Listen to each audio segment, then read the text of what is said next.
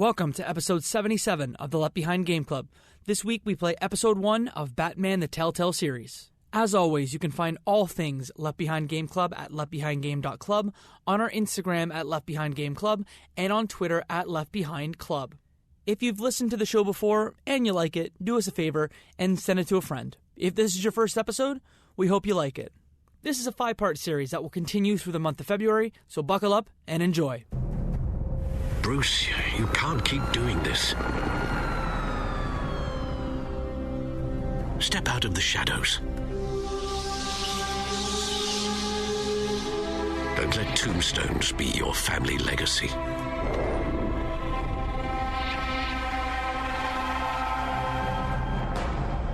I know you're trying to create a myth. Just remember, there is room for Bruce and Batman inside that suit. You're listening to the Left Behind Game Club.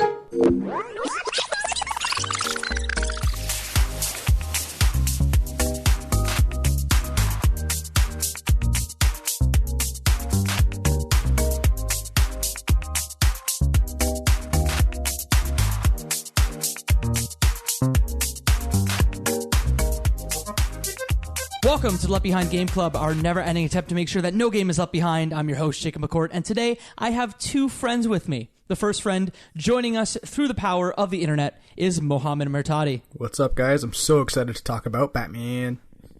And here to talk about Batman as well is our own Bruce Wayne himself, Mr. Michael Ruffalo. I'm the Batman. That was very good. You didn't even have a voice modulator. For real, though. For real. For real. Today we are talking about Batman the Telltale Series, developed and published by Telltale Games, released on a ton of platforms: Windows, PS4, Xbox One, PS3, Xbox 360, iOS, Android, and Nintendo Switch. The first episode was released in August of 2016. Gentlemen, what did you know about this game before we started playing it? I knew that it was in the same style as all the other Telltales. Okay. I knew that it was part of the long cavalcade of licensed Telltale games. But aside from that, I didn't spend much time paying attention to it. I think I was more wrapped up in other games that were coming out. And if someone has never played a Telltale game before, can you just kind of name some of the other examples of games in the series of Telltale games that have come out? Yeah, so The Walking Dead, which was fantastic. Mm-hmm. The first season was amazing. The Wolf Among Us, which is a game that we have also played on the podcast, and I think we all enjoyed. Leftbehindgame.club if you want to check that out. There you go. What else was there? They did a Jurassic Park game. They did. They did a Back to the Future game. I feel like there was one for everything. Like there's so many. But the biggest ones I think Mike got was The Walking Dead, and then there's The Wolf Among Us, which we've played, and then now there's, I guess, Batman. I don't know how popular Guardians, it is. They did Borderlands, the list goes on and on. I forgot they did a Borderlands one. Mm-hmm. Wow. Tales of the Borderlands. So there you go. You can check the wiki later. Yeah. Mo? Similar to Mike, I didn't really know much. I knew of The Wolf Among Us only because you guys kind of said let's play it. I've heard the term Telltale. It pops up in every Steam sale every single year for any of the games, but I just never knew exactly what it was. So obviously with Batman, though, everyone, I guess, knows Batman. So it was kind of the mix of the two. We had such a good kind of playthrough of the Wolf Among Us game, and then we found, when you guys told me there's a Batman one, you had me at Batman. Like, there's nothing else to kind of talk about.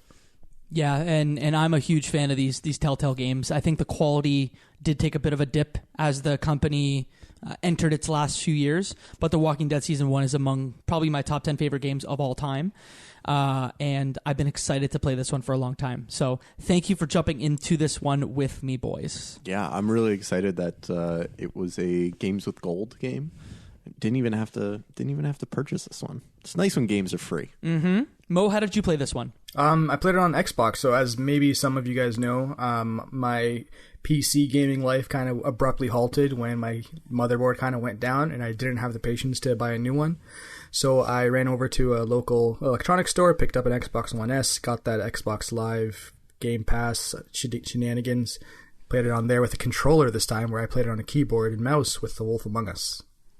Okay. Any difference in the way you play, or did you find any difference playing with a controller versus keyboard? Oh, okay. Really good thing that you brought that up, because so I have the Xbox One Elite controller where you can kind of toggle the triggers to go full distance or half distance. Mo's bougie over here. Yeah, well, here's the thing. In this game, there's a lot of times where you have to press that trigger and like an A button or a B button. For some reason, I was getting my butt kicked by these random thugs because it wasn't triggering the right trigger and the A interaction, and it was because I had the setting on half travel, whereas you have to do the full travel to get the actual interaction to beat up the thug. So, fun little fact. I give you a hard time, Mo. I call you bougie for that, but the exact same thing happened to me. Oh, so you're both bougie. Yeah, because yes. And I think it was largely because Mo and I probably went from playing Call of Duty, where a half trigger pull is useful, Ring-a-ding-ding, to Batman, where you can't. That's exactly it. Yeah, I failed on both the first episode and second episode. Failed QuickTime events because I had forgot to switch my controller back. Okay, so you two are bougie. Mm-hmm. I used a regular Xbox One controller, and I was fine. Mo, can you believe this peasant? Why do you do that to yourself? Hey, if I had $200 to drop, I'd be dropping it on gets that. This game for free. Can't even get like a good controller to play it with. It's not free, but I digress. Okay, fair. We all know how I played on Xbox One as well, so we all played on Xbox One, but it was free on PlayStation at one point as well, so the options are countless for people to check this game out. So if you had to describe Batman Telltale to someone who's never played a Telltale game before, how would you describe it? I think if I was going to say anything, it would be like a story-based game where there's a lot of those QuickTime events where you're following, let's say, a fight, and it says press A, and you punch the thug, and it does an interaction. It's similar to The Wolf Among Us, which is the only other one I've played. Very comic book graphic-like. And I want to say, probably to me, it feels like one of the most underrated like gameplay styles I've ever played, because I've never been one that kind of plays story games. You guys know I hate point and click walking simulators. That you just said that. Yeah. My head's spinning. Yeah, it's never been something I really like. But like Wolf Among Us, I really enjoyed it because like the story was great. There was some interaction, and this time you just added Batman. It's like the cherry on top of the sundae. Like it just did it all for me. Mo, I feel like you've come so far. There was a point where you would only play a game if we put a gun in your hands, and now you're like, oh man, this game where you don't even get to control the character and choose their direct action. Yeah, to be fair though, to be fair, there is a grapple gun. No spoiler alert. But I understand. You know, that's the thing. That's one great thing about having like the game club that we have is we get to kind of experience games that maybe we wouldn't have played. And in this situation for me, it came out great. I'm now enjoying these types of games, which I never would have kind of purchased even if they were free or even downloaded. Sorry. You're gonna make me cry. Yeah, our baby boy is growing up. Yeah, I'm a real boy. Speaking about growing up, Mo, you live with a significant other. I live with a significant other. What are you trying to say here, Jacob? I'm trying to put you in a box to say you a single man. Sorry about that. That was a little vicious. But did you play it in front of your girlfriend? And if so, did she contribute to your decision making in the game? Yes and no. So I put the Xbox into like the office. So I was playing most of the gameplay like where I was. But there were like two specific like major decisions that we kind of went through where I kind of stopped, I pondered it, and I was like, I need a second opinion. And I kind of went over to her and kind of went through like, this is what's going on. This is the backstory. What should I do? And we kind of tossed around that idea, and then I made the decision. So yeah, we kind of played it somewhat together, but just in those two big decision moments. Now, this is a bit of a leading question, and it goes into my next question, but did Steph know about the Batman universe when you were talking about these decisions? And what is your experience, gentlemen, with the Batman universe? I have fond memories of the Tim Burton movies as a kid. Mm-hmm. And then I'm blanking on who directed the Michael Keaton Batmans, but I remember that one as well. Batman the Animated Series was maybe the most impactful cartoon as Paul a kid. Dini, is that who did that? I think so. Maybe. I think he's the showrunner. Go on. Batman was a huge part of my childhood. Mm-hmm. Loved him. But, after that, didn't connect with it so much. I mean, who doesn't love the modern Nolan films? But yeah, I felt like I had a good sense of the cast of characters until I hopped into this game. You know, I streamed my playthrough live on Twitch and had some community members come through and friends of the show, watch and play along. And there are some turns in this game, boys, that I was not expecting in the canon. You know, you expect the story to go a certain way. You expect some setups to always be the same. There's always a man. There's always a lighthouse type situation. That's not quite the case in this Batman universe. No, and I think we'll get into that, especially in the end of episode 1 and the beginning of episode 2. But I'm a huge Batman fan. Like I said, the animated series, like Kevin Conroy is my Batman. Oh, Christian Bale is not my Batman. When you said when Mike said Christian Bale, I'm like, do you not know Kevin, Mr. Conroy? He is Batman. Like Batman's a character, but he is the actual physical Batman in real life. And even though he only voiced it? Yes. Yes, okay. Absolutely. Just want to make sure we're on the same page. And I mean, he voiced Batman in the WB Arkham series. So, like, if you've played the Arkham City, Arkham Origins, Arkham Knight, or Arkham Asylum games, he's the voice. Actually, not in Origins, but in the 3 main ones, he was. He's my Batman. I know a lot about Hamill's your Joker. Mark Hamill is my Joker. Without a doubt. And I know a lot about the cast of characters in this series. And it was especially top of mind because I just watched Joker, which is a terrible film. But like, we're a video game podcast about positivity, so I won't go into my Joker diatribes today. Mo, what did you know about the Batman series before you came into this one? I think I'm closer to your background in terms of Batman. I grew up watching the cartoons, the Justice League, all the Batman animated series, the movies. I watched a little bit of Gotham, which is the story of, like, I guess when he was younger. So I feel like I have a good grasp of it. I wouldn't say I'm like a super mega fan. Like, I'm not lining up for anything. I'm not getting anything signed. But like, if there's something Batman involved, I already have my general interest. I'm not going to kind of be indifferent towards it. I mean, Kevin Conroy, I'm sure, would sign both of our chests, but beyond that, probably not, right? Exactly. Well, fun fact, speaking of Kevin Conroy, the voice actor, when this game was booted up, I was like, had my fingers crossed. Like, I was like, come on, please, just let me hear his voice. And it wasn't him in the game, and I was like, okay, we'll make this work, I guess. But it was a slight disappointment that I didn't hear my man, Mr. Conroy. Before we get into the actual game itself, I kind of want to get into your mind spaces about how you might have played your Bruce Wayne / Batman, because as people know, if you listen to our Wolf Among Us episodes, you're the big bad wolf. I may, and Detroit Become Human, like, go big bad wolf sometimes.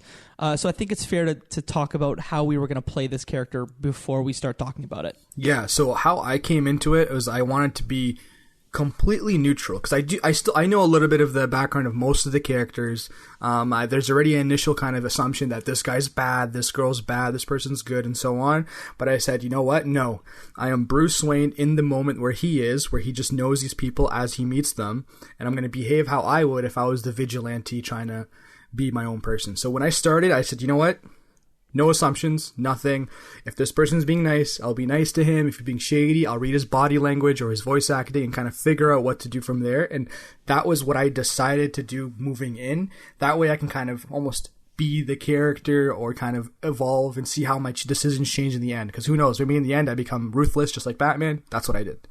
I see where you're coming from, Mo. I think, Jacob, correct me if I'm wrong, you're kind of asking the question, is the real Batman Bruce Wayne or Batman? Which one is the costume? Which one is the cloak? How did you play it? So I was actually just thinking about it in like D&D alignment terms. Yes. Where okay. I'm like, chaotic neutral. Yeah. Yes. So I thought at first that I'd be a chaotic good, but like actually I'm probably more of a chaotic neutral. I think you're probably chaotic evil. You think Based so? on your big bad wolf? Holy smokes, that's like the one in the bottom right corner that's like actually bad. You like to see the world burn. Well, couldn't I be a lawful evil? You could be a lawful evil, I guess. You guys are nerding out way too much right here. I've got my a whole D&D thought. campaign that starts this Saturday. Let's get it. Let's talk about D&D later. Okay. Chaotic good, I thought, just because like I'm righteous, but like I'm not afraid to break a few bones. Okay. Yeah, Okay. All right. That's where I was going. I think with that it. makes sense. What do you think? I tried to play the Batman that was expressed when I wasn't controlling the dialogue.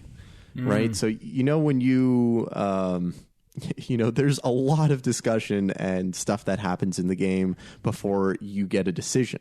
And the character naturally emerges. So I tried to play it as if the character that was, already speaking was speaking consistently and congruently with the person they had expressed previously. With that said, I came into this with the prejudice of Bruce Wayne being the disguise and Batman being the real person. Okay. Interesting.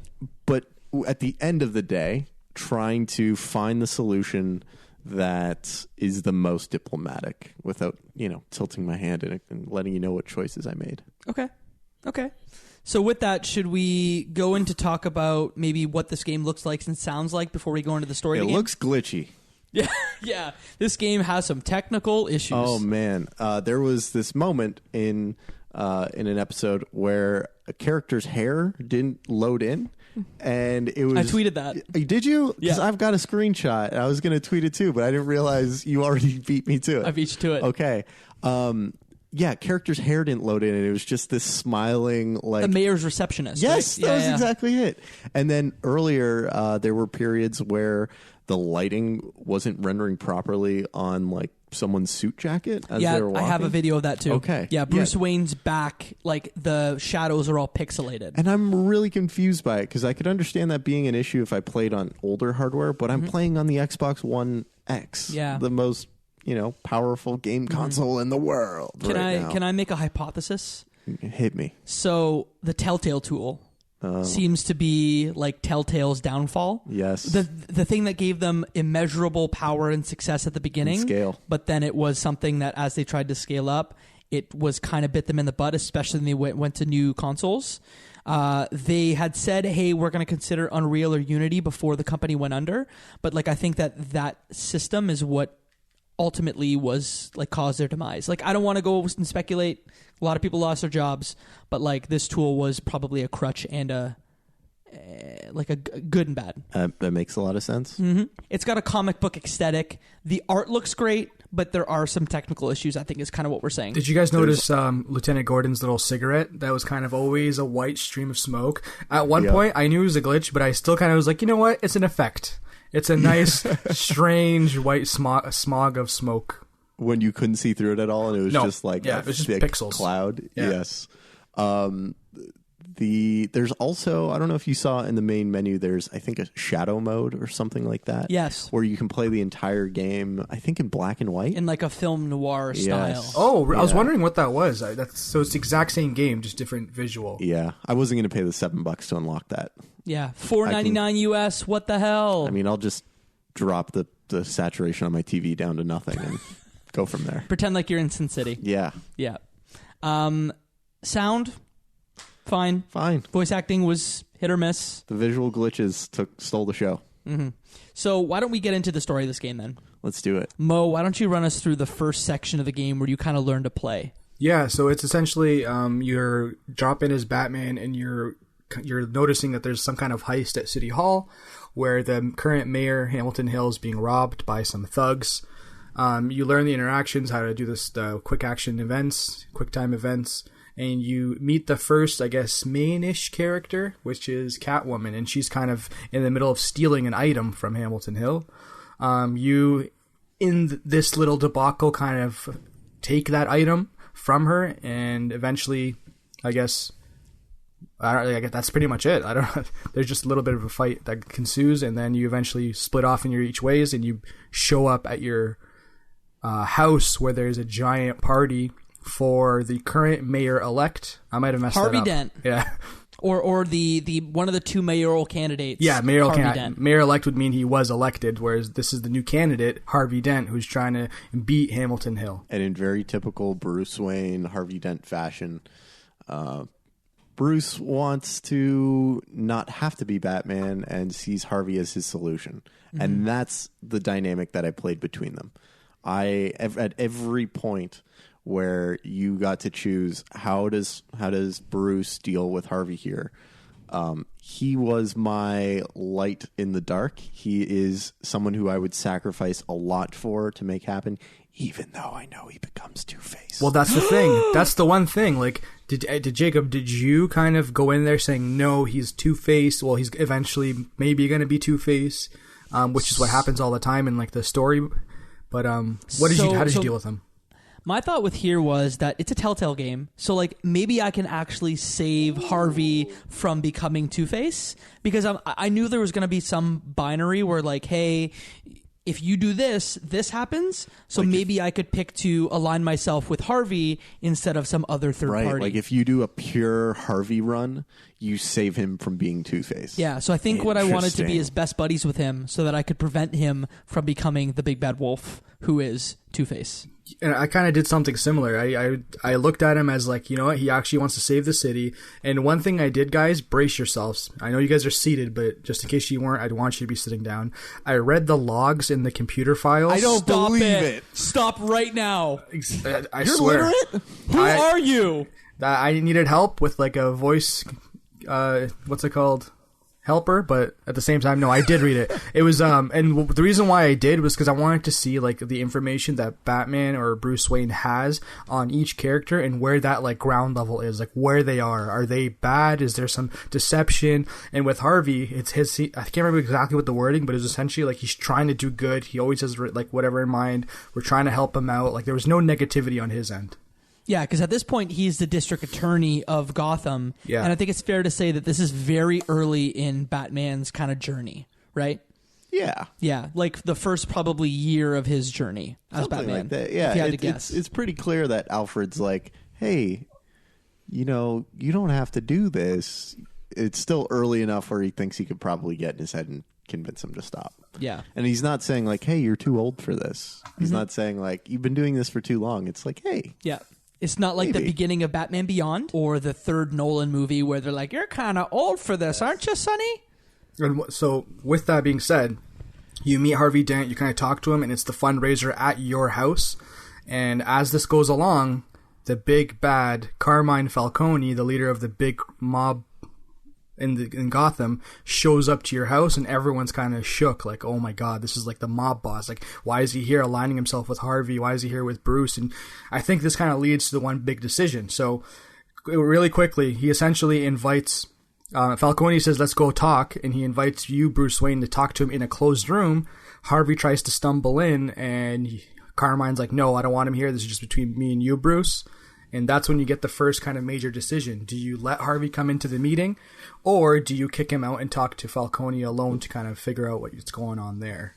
Yeah, and I think it's fair to say that each game is kind of split up into maybe 6 different scenes, and then within that episode, usually you have 5 major decisions that you hear about after the fact, and usually these decisions are binary, but there are some that are like they give you 3 options.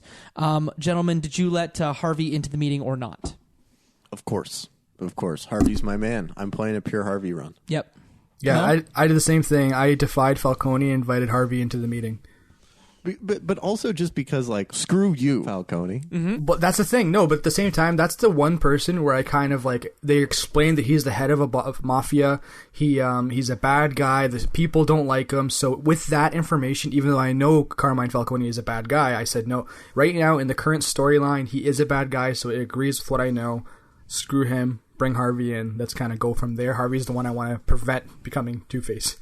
Yeah, and same, I let Carmine in, but like even from the start, I'm like, Carmine, you're a bad dude, and I don't want you in my house. So like I was very on edge with him throughout the whole thing. But Same. It didn't matter because everyone at the party saw you talking to Carmine Falcone. Did you shake his hand? Nah, screw that. Get away from me. You're dirty. No, shake I his didn't. hand? I didn't shake his hand either.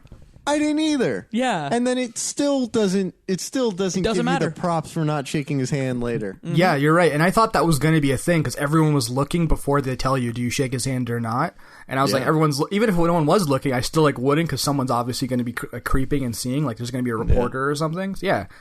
I ditched him and nothing happened after that, it seems, so far. I wish there was an option to spit in your hand and then shake his hand, but there was not, so I guess I'm screwed in that respect. There is a recap news story that happens after you make this decision where they essentially light you up for having Falcone be at your party. and they show the clip of your decision, and the news anchor explaining this doesn't even highlight the fact that you didn't like shake his hand. And I was like, this is so stupid. Like, this game should adapt to the fact that I seriously burned Falcone. So you're seeing that the media is already against us. That's fake news everywhere. Oh boy. So essentially what happens next is you go back to your back computer, you're collecting all of this information, and you get a card from Alfred saying you have to go to a park at 6 a.m. and it's signed Oz. And that's when you come to learn that Oswald Cobblepot was Bruce Wayne's friend growing up, and you haven't seen him in about 20 years. He's been off in England making a name for himself, doing maybe some bad things, being a crime boss. And you go to this park to kind of connect with him and see like what he's up to and kind of go in. Now, you guys know Oswald Cobblepot before this, or did you just read that name and thought it was a random character? I mean, I knew Danny DeVito as the Penguin, as Cobblepot, the rich, wealthy.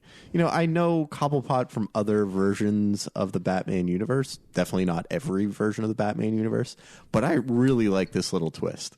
I like the twist that they were like good friends as children. There's been some time away. I think it's kind of hokey that he comes back with an English accent, and it's not even a posh English accent, considering that he would have come from wealth. But I thought it was a really cool little take on this. It's another kind of take on Cobblepot. Like if you haven't seen the Gotham series, Oswald Cobblepot's in that as well, and they do something completely different there in terms of like his personality, the way he moves. Because like with you, Mike, I remember Danny DeVito, small like mob boss, ruthless, penguin. Literally eating fish. Yeah.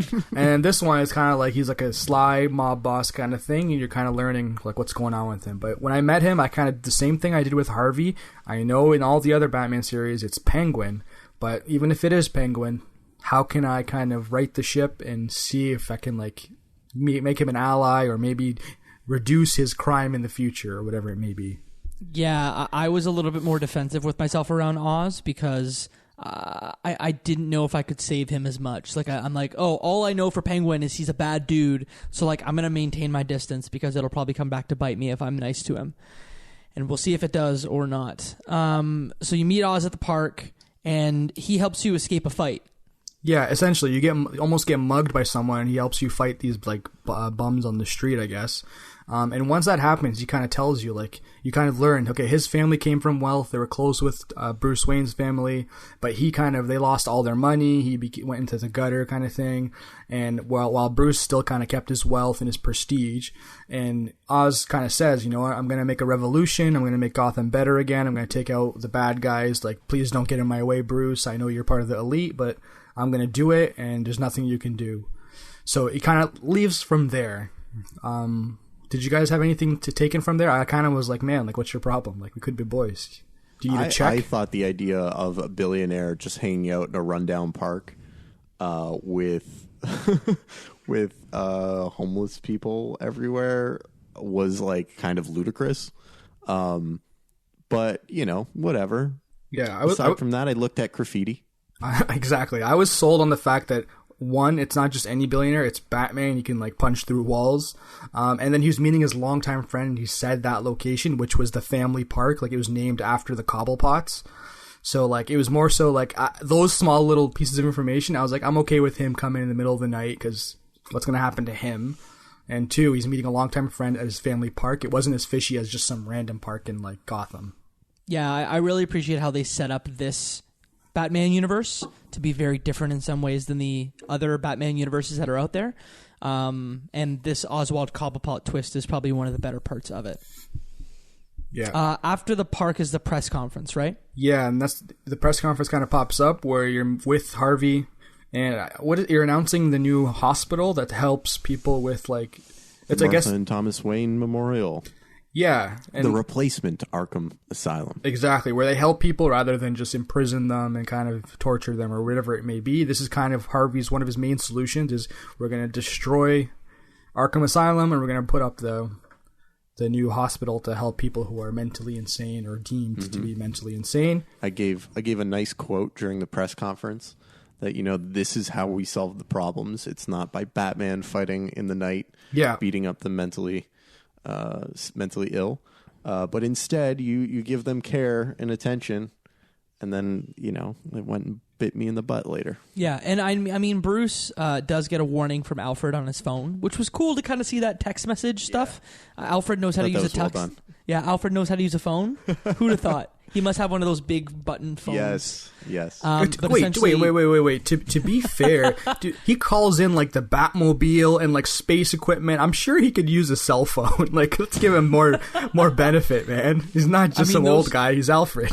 That keyboard in the Batcave is very big. Yeah. So he probably needs an appropriately sized phone to text message. But I digress. I will not stand for ish talk on Alfred. I will not stand for it. So there you get questioned about the Falcone thing at your party. So it comes to screw you. There's a massive leak. Yeah. There's a massive leak, and all of these documents, which apparently are very tenuous, tie your family, the Waynes and their fortune to the mob boss, Carmine Falcone, which just happens to be really coincidental timing. Yeah, and it's very confrontational too. Like, the reporter kind of stands up and goes, like, what's the news on your family being responsible for all these crimes in Gotham? And Bruce is like, there's no way. Well, that's how I kind of took it. When I was given the option, like, do you deny it? Do you say? I kept I was very skeptical. I'm like, I don't know where that information comes from. Like, that's probably not us. Like, I don't know what's going on. And I kind of tried to dismiss it as much as I can. Yeah, so after the press conference, that's when things start to go downhill, where you go back to Wayne Manor, and Lieutenant Gordon, who is a large figure, a very prominent figure in the Batman universe, shows up at your house with not a subpoena, but like a warrant. Yeah, a warrant to go through and take anything related to Wayne Enterprises. So they go through the house and just ransack the house. Yeah, and then I did the same thing with how I treated that. I know Gordon was like a good guy, and I said, take what you want, whatever you need. I'll be out of your way. Very, like, do what you need to do, and like, let me kind of stay out of this. And pretty much, I'm innocent. My family's innocent. No one's bad. The Waynes are all true and proper. That's kind of how I kept the ship going. See, I think I played that more like, this is nonsense. Like, you don't need to take all of this stuff. Oh. Alfred, make sure that you keep this to a minimum and they only take the stuff they need. And then the thing running through my head this whole time is like, how does this get issued without it crossing Harvey's desk? So I was like, oh, is Harvey two-faced or is he actually on my team? And, you end up finding out in the near future that it wasn't Harvey, and that it came straight from the desk of Mayor Hill. Yeah, and I don't know if that's legally possible, but whatever. Let's accept it. Michael, are you a lawyer? I'm not yet. Well, I was kind of the same way. At that situation, I was kind of convinced that this could be the moment where we see Two-Face become Two-Face, but at the same time, I still kind of kept telling myself, no, it's Harvey. He's the man. We're gonna make him mayor, and we're gonna change the city, and I won't have to be Batman anymore, kind of thing. Yeah, and before the second choice, which is the Vicky Vale choice, the coolest moment of this whole episode for me was when one of the officers knocks over a picture frame, and it's the picture frame of Thomas and Martha Wayne with their young son Bruce Wayne, and it's cracked when he picks it up, and that causes Bruce to have a flashback, but it's all done in the shadows behind him of the classic Thomas Wayne, Martha Wayne getting shot, and then shot, and the pearls get pulled off her neck in very classic Batman fashion. I was like, cool, you did that in the coolest way you could have done it without being overdone. I immediately turned to chat and said, wow, this is actually really well directed. Yep. Chef's kiss on that. For specifically. Real. Yeah. Very well done. Mm-hmm. Yeah, no, I enjoyed it almost throughout. Like, up to this point, I'm like, okay, I'm in the Batman universe. We're dealing with Harvey. We're dealing with Catwoman. We're dealing with a weird Oswald Cobblepot, but I'll take it for now. And kind of moved in from there. So after the, the Wayne Manor warrant investigation / search and seizure, you're angry essentially, and you say, I need to talk to Harvey. The second choice in the game happens here in Wayne Manor when Vicky Vale just breaks into your house, or the door's open, and she just walks right in.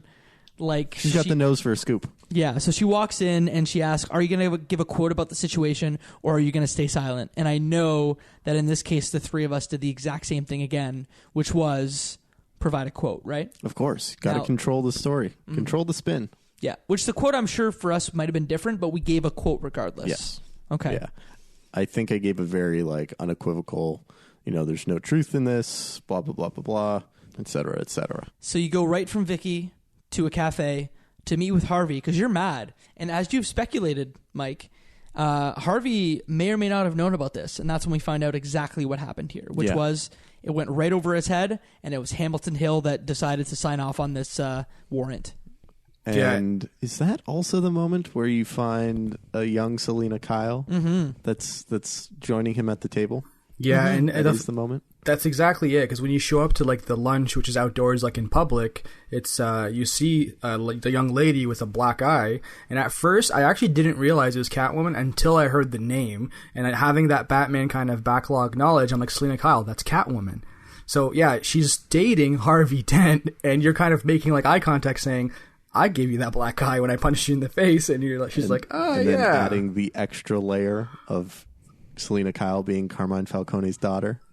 Stop! What? Yeah, I didn't know that. Yes, like in the fiction. Yeah, well, I think it's not 100% confirmed, but that was definitely something that I found like stumbling across deep fan wikis. Wow, you did your homework. So one of my favorite things to do is to dive deep into a fiction, a lore, and don't ask me to talk about Yaddle, the female version of Yoda, and all the really weird parts of the Star Wars universe, because I can. And the same thing for Batman, and there's so many versions of it, and I know that Selena Kyle is in a couple of them considered Carmine Falcone's daughter. Who's your favorite obscure Batman villain? Mine is Firefly. I don't think I know Firefly. Yeah, look it up. Okay. Calendar Man? Is that your favorite? I like the Holiday Killer. I've never heard the Selena Kyle. I've never heard the Selena Kyle Carmine Falcone connection. That's yeah. So I don't know that at all. All I knew is it's just Catwoman, like the rebel, orphan, whatever it may be. Like learned how to steal. Yeah, that's kind of. I mean, I didn't want to throw anything off the rails, but I just wanted to point out, look at all the different threads and how they overlap. So then Selena's sitting there with Harvey. You notice the black eye. She notices your chin. That she scratched. And there's a very clear, like, we have both seen through each other's disguises, and the tension is palpable. Yes. And so there's some, one of my favorite, I think, dialogue exchanges where you're, like, asking her probing questions about, like, so, what do you do for work? Like, what brings you to Gotham? Because this whole time, your only experience with her is as a thief that you've been trying to stop. And when you save her life, she then attacks you and escapes. So she is just a gigantic mystery. And you see this as a perfect opportunity to get more info. Yeah, what did you guys do there? Well, even when she said, like, he said, what do you do? And she's like, high risk, high reward type work. I'm like, what does that mean? What do you do? I played it cool. I was like, I'm not going to let Harvey realize. I'm going to like keep my distance from Selena because you're a bad, bad woman. And that's kind of how I dealt with Selena. Well, I did something kind of similar, but it was mostly like we both had information that we didn't want to get out, a.k.a. Bruce Wayne as Batman, Selena Kyle as Catwoman. So all of my questions to her were very non-confrontational and like kind of like, oh, nice to meet you. Like, what are you doing right now for work kind of thing. I think I picked the least aggressive thing to say and kind of tried to emphasize the fact that like I want to try to help you at this point. Like she obviously identifies that she's in like some serious trouble because we stole that little USB information pod from her when initially in that first scene when she was robbing the mayor's office. So I kept it very civil and tried to kind of, obviously we both knew each other, but we're on the same team. Let me help you if I can. Like, let me get some information. But I didn't want to, like, instigate anything. Yeah. And she essentially goes into the fact that, like, you screwed me on this deal. Like, she was supposed to get paid for pulling that, like, hard drive out of Mayor Hill's office. And essentially, you have ruined her relationship with her client. And now they really want to get her. So that's when she hands you a piece of paper and says, like, hey, you need to take care of this for me. Go to my meeting that, oh yeah, I'm 10 minutes late for. You should go as Batman and help me out. Thanks. So you go to that meeting, which is at a warehouse, and boy, it's a bad scene. Yeah, essentially, when you get that lead, she's like, you go meet the person I was supposed to meet with, and I was supposed to be there 10 minutes ago, so you're late, essentially. Sure enough, you get there eventually. I think you go at nighttime, if I'm not mistaken. And as soon as you walk in, it's a giant warehouse where there's definitely was an explosion of some kind, and there's just dead bodies everywhere, from like grunt soldiers to police officers that are all bloody and like messed up. And you go into like Batman detective mode, essentially. I think for the first time in the game.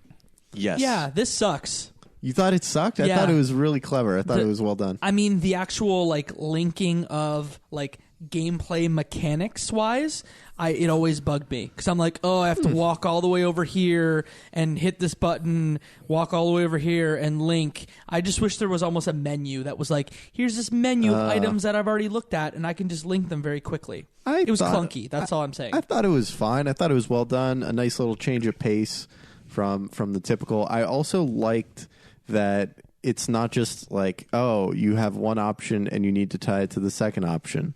It's like you could put the wrong things together, and you do have to link the right clues together to find, the result you're looking for.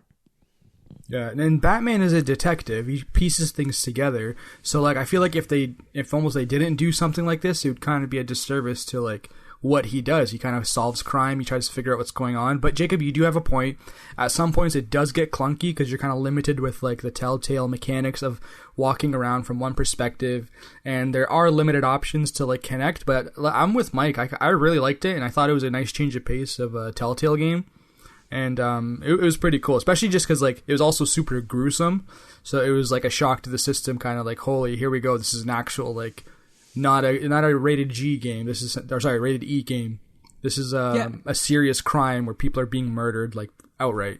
Yeah, because I think this is correct me if I'm wrong, but I think this is an M-rated title. That makes sense. There's a guy that gets shot in the head, like point blank. Right at the beginning. Like, not even 30 seconds into the game. Yeah. I remember having oh boy, this is the type of game that we're playing, huh?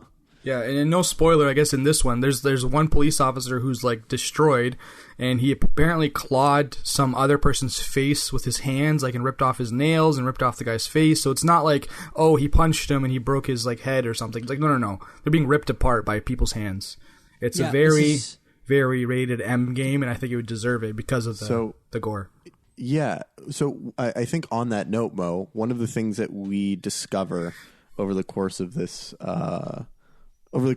warehouse is that there was a bullet fired from a sniper at these nerve gas canisters.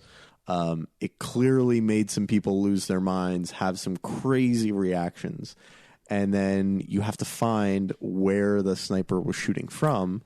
You get there, you find a guy, and he takes a swing at you, and that's when you have your fun. Mm-hmm. Yeah, well, I don't want to just slowly just go back a little bit. When you see the chemicals that have been exploded by that bullet that was shot from a vantage point, because that's eventually what you're trying to solve, like what happened here, and you come to that conclusion. Did you guys realize who may be responsible for this when you heard chemicals? Because I initially kind of went to my head. Can we say it on 3? Because I think I know exactly who I was thinking of. Okay, so who do you think is responsible? 2, 3, Scarecrow. Okay, so we all think it's the same thing. Okay. Yeah, so but that's one of the things where it's almost that prejudice. Like, might not be him. It might be like Carmine Falcone. He could be bringing this stuff in, but immediately I go, this is definitely something Scarecrow involved, and I hope it is, because another big villain from the Batman series.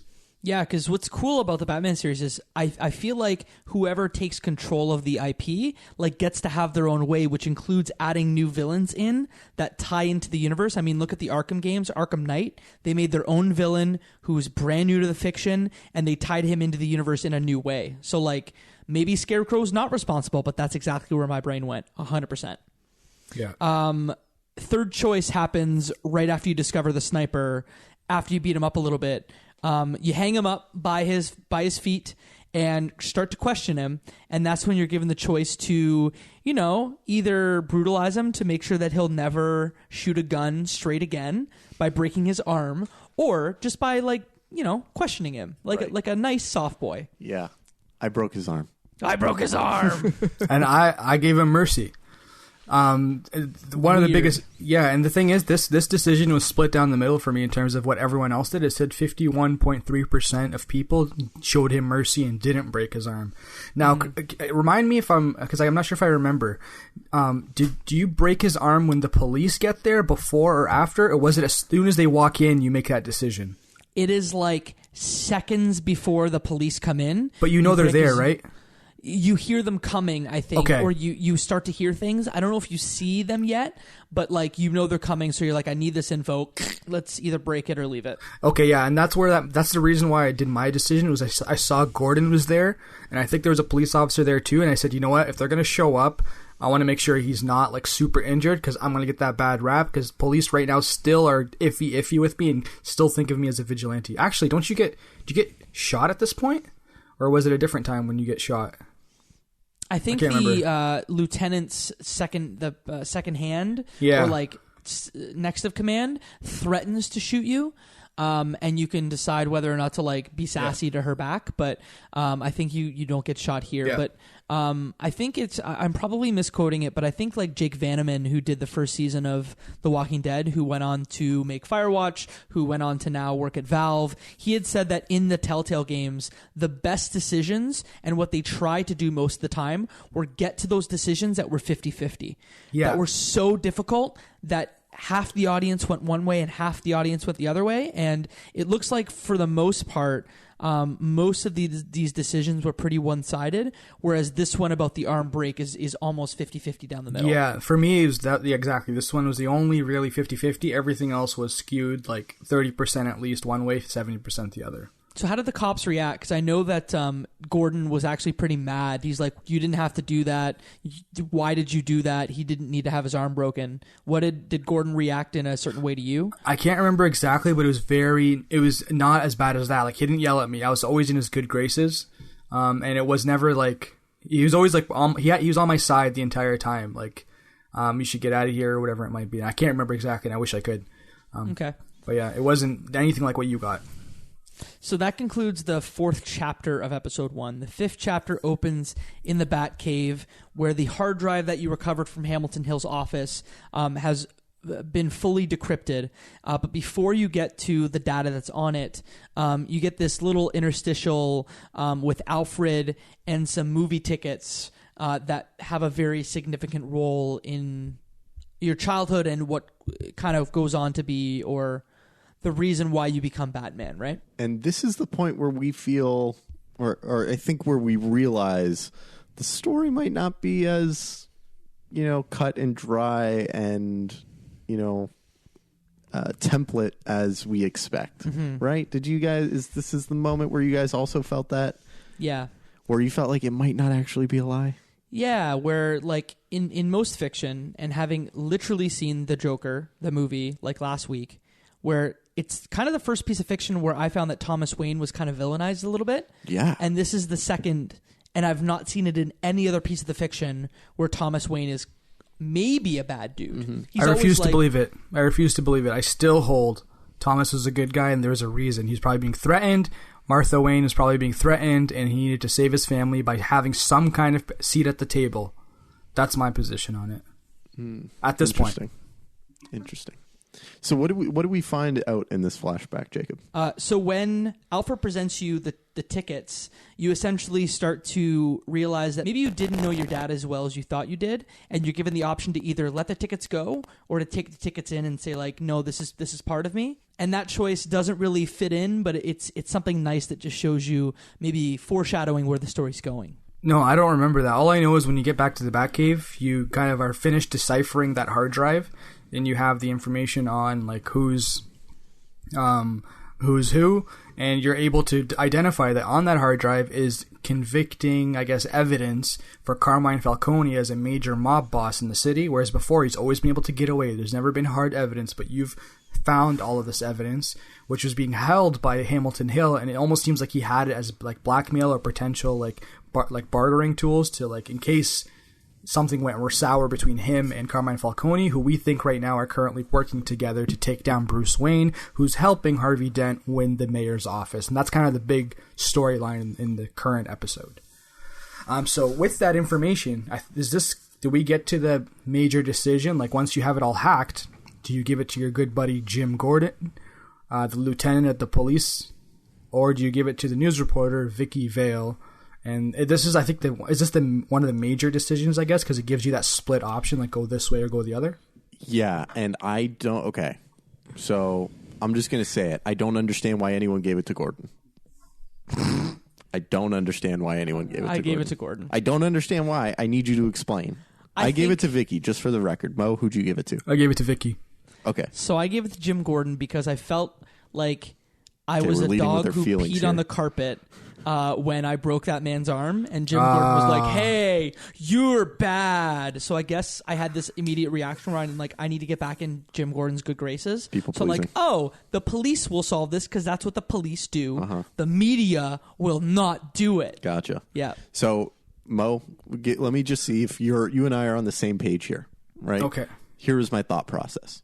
If I give this evidence to Vicky, it gets published in all the newspapers, and the police get that evidence anyways. If I give it to Gordon, it might get lost in the bureaucracy of a corrupt police department. Even if he is the only good cop on the force, or even if he isn't the only good cop on the force, we know Gotham is racked by corruption and would likely not be able to go anywhere from there. Yeah, and then the one thing my girlfriend also brought up too, if you give it to Vicky, the police will have to investigate because the information is everywhere. So you've given it to both. Public pressure. Yeah, exactly. Yeah. If you give it to Gordon, just like the warrant at Bruce Wayne's manor, it could get shut down. He doesn't make the decisions. That's kind of where my head was at, right? Kind of where Mike was.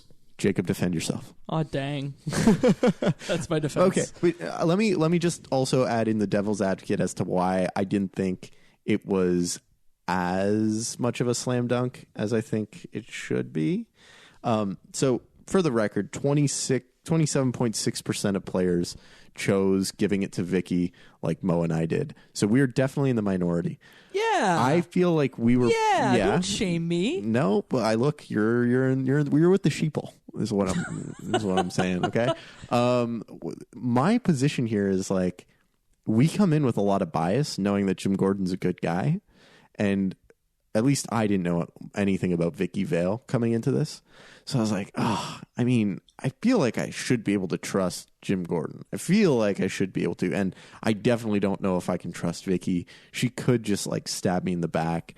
But when I weighed the two sides of it, I was like, if I give it to Vicky, Jim has to find out. And that's ultimately what pushed me there. But we come with like a deep reverence and love for Officer Gordon, and that's not something that was easy to put aside in that decision. Yeah, and I think that's what also skewed a lot of people in making their decision, because like I don't know what kind of people are playing the Batman Telltale series.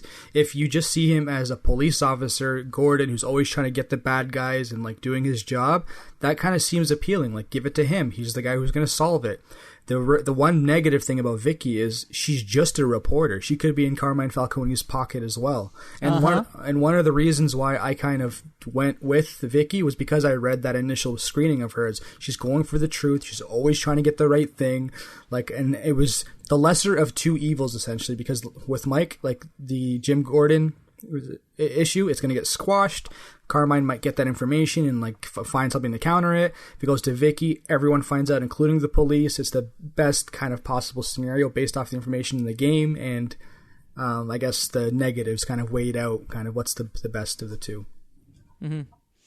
So you decide to give it to either a Jim Gordon or Vicky Vale, and once you've given that, you then know that like Carmine Falcone is my enemy. I need to go and get him. Well, whether that's extract more info or whatever. Well, the biggest thing is like you need to go and like kind of figure out, why is everyone trying to take down the Bruce Wayne name? Like, it's definitely Carmine's fault. He's driving. He's the one that's making the decisions to take us down. He's working probably with Hamilton Hill because we're winning the election. Like, that's I think the motive. I didn't think it was as crystal clear who was trying to take Bruce Wayne down, because I felt like it's just as likely that it's Hamilton Hill. Seeing me as Bruce being the reason that Harvey Dent has a chance.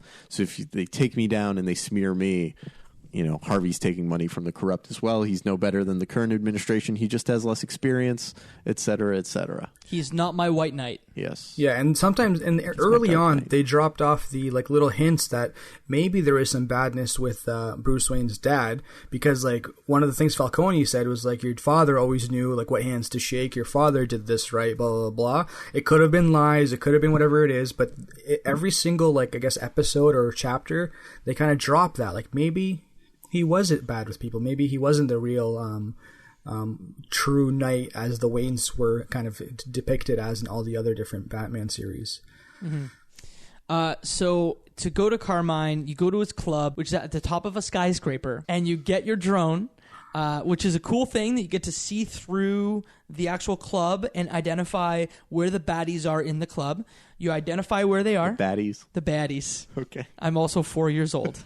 You identify the baddies, you scan them, and this is the first point in the game where you really get to do the strategic planning of how you're going to attack them, which if you've listened to our Detroit Become Human podcast, very similar mechanic where you plot out exactly how you're going to do something and then you kind of execute it and then start the QTE sequence. So you plot out your attack for the guys that have the weapons, and then you start and attack all 4 guys with the weapons, and then enter Carmine Falcone's office, right?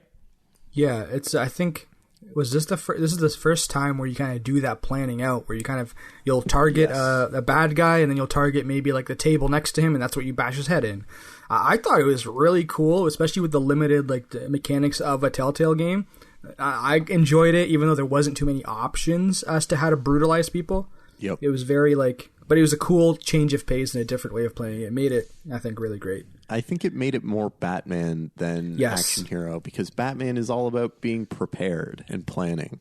And they could have just easily jumped into it where you crash on top of the guy outside in the balcony and then, fight your way in. And because you're Batman, you win. But I think the thing that made this extra Batman was oh yeah, the planning process is part of that. He's not Superman. He doesn't beat them with just raw strength. He beats them with preparation. Yeah. And look, I think we can all say that although the combat has a lot of excellent choreography to it, where you're oh dang, somebody spent the time to choreograph this fight, I think technically there are some really split-second load times that may be a little bit jarring at times. I don't know if you guys experienced that, where it's little load time, and sometimes it even chugs a little bit. Yeah, that was definitely throughout the game. I almost want to say if it wasn't a Batman game, or if it wasn't something that I really cared about, maybe I'd have more of an issue with it. But I kind of just brushed it under the rug and kind of went along with it. The one thing that it kind of annoyed me, I guess, was there was an option once you've planned out your attack, you're going to take all the 4 guys out that had guns. There was an option to be are you ready, or do you want to go back? So I'm why would I want to go back? But let me just do it anyway. So I went back, and there was nothing else to do. There's nothing to click on, no interaction, no graffiti to look at, as we've done in the previous levels. It was very just an option, just to have an option, not doing anything to the game. Yeah, so you beat up the 4 guys with the weapons. You enter Falcone's room. He has his own turret in the room, apart from a machine gun. So he starts to shoot you. You guys fight. He pulls out his turret, and then your drone shoots out part of the wall, and that's what kind of incapacitates Falcone to the point where you can start to question him, to say, why the heck, what is going on here? Why are you doing this to my family? And that's when you're kind of given the last choice of episode 1. So can someone set up that choice? So essentially, like you said, you've immobilized Falcone. You're face to face with him. The wall has been broken off the skyscraper. There's a helicopter flying around, which I think is the news reporters, and they're kind of have a camera right on you. I think the police are coming in too, or something. They're about to arrest you, or not arrest you, but they're trying to figure out what's going on. They're taking the stairs up to the penthouse. Yeah, you've got some time. And Falcone is kind of laughing at you, as he's already kind of told you. Yeah, I was your family with me. Me and you were both buddies. Your dad was a family member. We took care of you. He stitched me up whenever I was hurt or whatever. And just telling you that essentially your dad was a bad guy and I was friends with him. And now the world is watching you. What are you going to do, Batman? Yeah, and also... What do you do to get your answers? Yeah, and also he's it's fine. If they get me, I'm going to be out. My lawyers are getting me out by tomorrow because I'm a big deal. I'm Carmine Falcone. Yeah. And that's when you're given the choice to either brutalize him, or what is the other option? It's kind of like just hang him by some rebar over the infinite expanse of and ground have him beneath arrested. Yeah, so brutalize or don't, essentially. Because essentially there's like a television helicopter filming your every move live. Because the Batman at that point, his legend is like starting to really rise in Gotham. So they're like, oh, it's the Batman. What's he gonna do with Carmine Falcone? So what'd you guys do? I brutalized him. I threw him through a spike of metal. Get out of here! Really? Stabbed in the stomach with there's a literally Does he like survive? A big piece of rebar. Yeah, Damn. it's a giant like spike from like the construction of the wall kind of thing, and I drop him through it. Okay, Jacob, what'd you do? You guys already know what I did. You big bad wolf did. Uh-huh. Wow. Okay. I brutalized the heck out of him. I was like, Batman's reputation needs to be clean, so I didn't do that. I was like, the cops are gonna take care of him. Mm-hmm. And me and Mo were among like a very small percentage of players that like did that. Yeah. Only like 18% of players brutalized Falcone, and I immediately regretted it. Really? Yeah. Why did you regret it? Because I feel like I went too far. Because Gordon at first was like, what are you doing? Why did you do that? And then the news in the final scene, it's not playable. It's a cutscene, like the sixth part of this episode, where they just run through and they're like, Batman, he's a monster. Yeah. He continues to terrorize the city. Where I'm like, oh, maybe I just went a little bit too far. Yeah. Where I can break an arm when there's no camera there. Yes, exactly. But maybe I should hang him up. That's where I was at. So I was maybe I'm like, a neutral? As long as they don't know what is necessary to get the job done. I stuck to my roots. I'm going to be Batman, but like within reason. So you're sending him to the hospital. So yeah, essentially, and it came out fine because in my news story or whatever, it's like because I remember I gave the information to Vicky Vale to like have all the information go out public, so everyone kind of knows he's a shitty person. He's a bad guy, and in every instance, it's like, what about Falcone? It's like I never invited him, I don't associate with him. So when I did that to him in the news story afterwards, they're like, yeah, Batman was caught like doing this, but maybe he did deserve it because he's been responsible for all these different like murders and crimes, and he's going to jail, blah blah blah. So it wasn't a total like shutdown of, oh, look at Batman, he's scary. It was more so like he did it, but at least someone did. Like maybe the police wouldn't have kind of storyline. So it came out positive in my end. I think because I gave it to Vicky. I was very honest, true, and all the time. But then when it came down to hurting bad people, I hurt them, and I'm not gonna hide and be some fake Batman kind of thing. Yeah, and so the final chapter, that cutscene, not only takes in consideration the Falcone choice, but as you guys have mentioned, it takes the Vicky Vale choice into account as well. And then the final part of it is when Bruce confronts Alfred about all the rumors going around about the Wayne family. And where's this episode kind of left before you get the coming up next time on Batman the Telltale Series? Did Bruce confronts Alfred at the end, but does he get anything out of him or no? It was.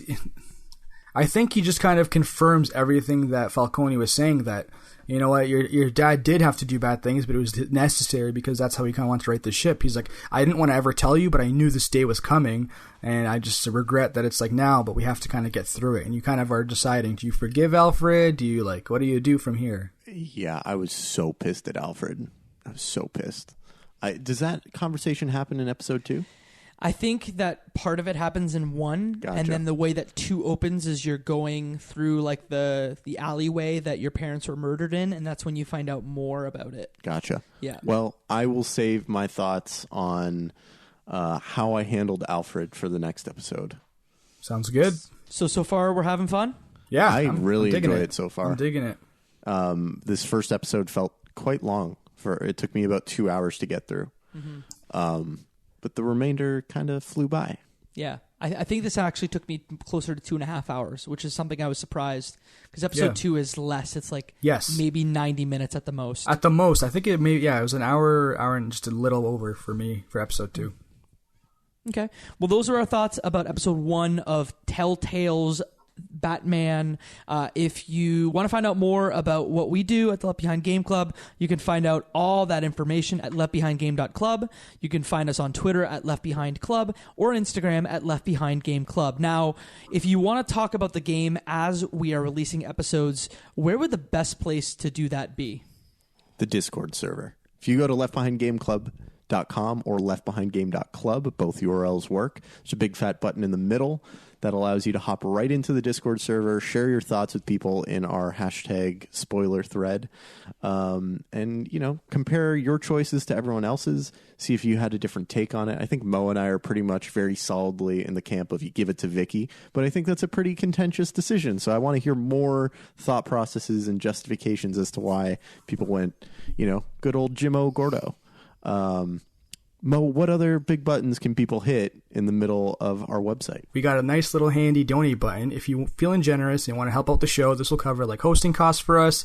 Very optional. We'd love your help and your support. But what's more helpful is if you recommend our podcast to any one of your friends, we'd love that too. Mo, if people want to find you on the internet, where can they do that? You can find me at leftbehindgame.club when you follow that Discord button to the server. I'm very active in there. And on all my social media platforms at mmertati. Mike, if people want to find you streaming and on the internet, where can they do that? You can find me on most social places online at RuffaloM. You can find me at michaelruffalo.com and .ca. And you can also find me in the Discord server. I don't have as much free time as I'd like to hop in there and discuss, but when I do have a moment, that's where I go. And then if people want to watch you stream this game, where can they do that? Twitch.tv/RuffaloM. I think my playthroughs are up there, archived as VODs. You can see some of my reactions live and in the moment, and I'll continue to pop in there and do them live where I have the time. Jacob, where can the people find you at? They can find me at Jacob McCord on all major social media platforms. If you check me out on Twitter, I'm posting clips and screenshots from the episodes. So if you're not into watching Twitch, you can see a little bit on Twitter.